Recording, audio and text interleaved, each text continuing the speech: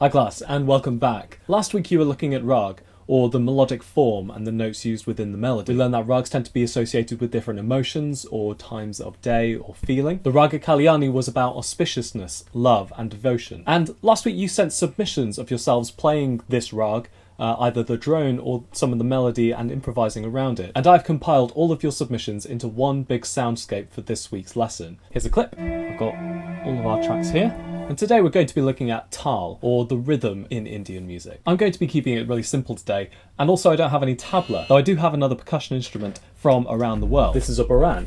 The baran is a percussion instrument of Irish heritage, and it shares a little bit of a similarity to the tabla. Its skins both are traditionally made from goat skin. Don't worry. These days they tend to be synthetic made. And the quality of the skin makes them particularly good at being tuned to a specific pitch. Tablas are traditionally tuned to the ground note or the root note of the raga. So for example, the raga that you were performing last week was either in F or in A flat, and the ground note of that raga would be F or A flat. Indian rhythms and tala are complex, and they use a system of patterns and phrasing different to the Western tradition of writing note values down on a page. Metric cycles of tala contain a specific number of beats. They can be short as 3 beats long up to 128 beats, maybe even more. The artist can be very specific about the rhythm that they play. The phrasing is dhage tete dhage truke dinage na dhage tete. Or they can interpret it in their own way and improvise around a basic form.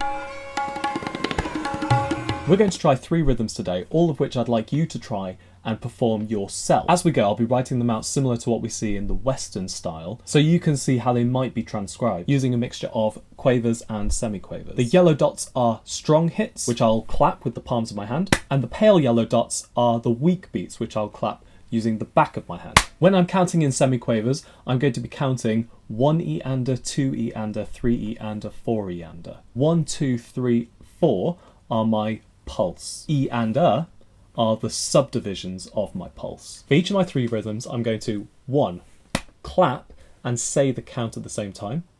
2, say no count but clap every subdivision. And 3, I'm going to play it on my baran. 1 eander, 2 eander, 3 eander, 4 eander, 1 eander, 2 eander, 3 eander, 4 eander, 1.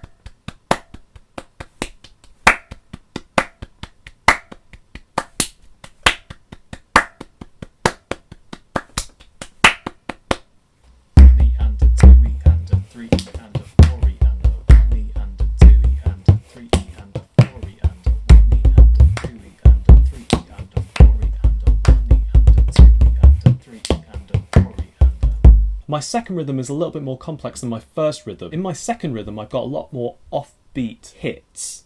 So, this is my second rhythm.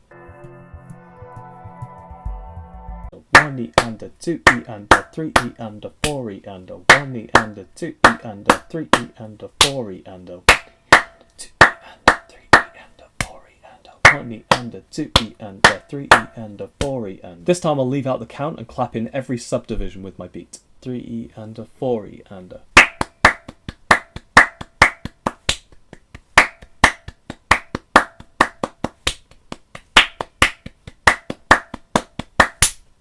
That one's a little trickier because you have to accent the offbeat hits. 3 and 4.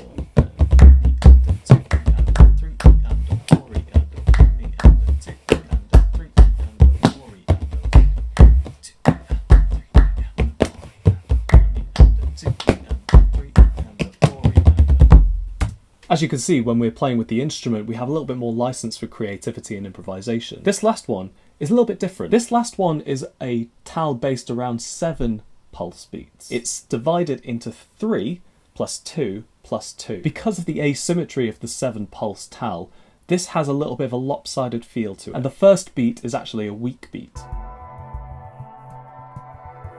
1, 2, 3, 4, 5, 6, 7. 1, 2, 3, 4, 5, 6, 7. 1, 2, 3, 4, 5, 6, 7. 1, 2, 3, 4, 5, 6, 7. 1, 2, 3, 4, 5, 6, 7.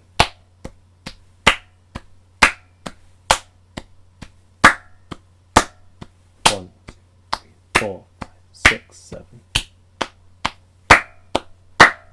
1, 2, 3, 4, 5, 6, 7. 1,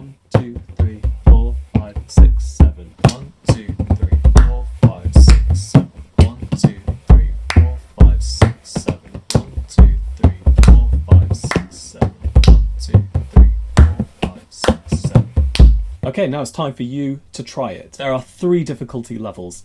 Easy, which is where you say the rhythm and you clap the strong and weak beats. Hard, which is where you clap all of the subdivisions as well as the strong and weak beats. And legendary, which is where you take a percussion instrument of your choice and you can be creative with this, for example, a shaker or a tabletop.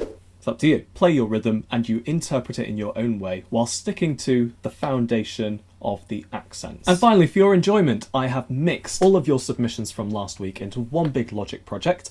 Here it is. All of our student tracks are just here at the top. If I just open this out, I've got all of our tracks here.